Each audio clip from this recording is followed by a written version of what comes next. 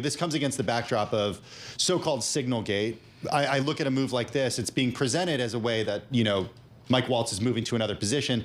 Is this a promotion? Is it a demotion? Is it a lateral move? How are you looking at it? Well, President Trump has long defended Mike Waltz. Even when Signalgate first came out, he said that, he trusts him and he still believes in him. In terms of a promotion versus a demotion, the National Security Advisor is in the West Wing. He sees the president every day. He gets a security detail, much like the chief of staff, that other members of the administration don't necessarily get. He also has been at the forefront of most of, if not all, of these foreign policy negotiations, particularly when it comes to Ukraine and Russia, as the administration tries to push forward that they are making progress. They're announcing that critical minerals agreement just the other day. He was the one that went to Saudi Arabia to kick off those talks between... So he's been out there front and center. Exactly. Meanwhile... Not to say, though, that the ambassador to the UN has also been a high-profile position for this administration, considering Elise Stefanik wasn't able to take that role. So it does seem like it is a shift here, but in terms of a demotion or a promotion, having access to the White House every day, this is going to be a very stark difference, not to mention he's likely going to be moving out of Washington to complete it. Right. He can't just walk in, right, from an office. It's interesting. Can he still, what, I'm always thinking about the optics of something like this. What does it mean? I mean, he still has a job in the Trump administration, right?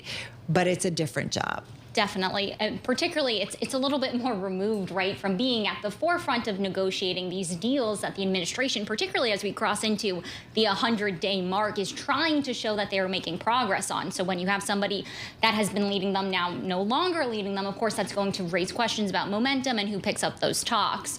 But, of course, we are now learning that the Secretary of State, at least, will serve in this role as an interim capacity, who has also been part of the negotiations. Any idea at this point whose names have been bandied about for taking on a full-time role as National Security Advisor now that Mike Waltz is out? Well, there are reports that Steve Witkoff could potentially move into that. Of course, he's been serving in this special envoy capacity. This would be, of course, a much more firmer role. He would get that security detail that I was mentioning, and he would be at the White House every day.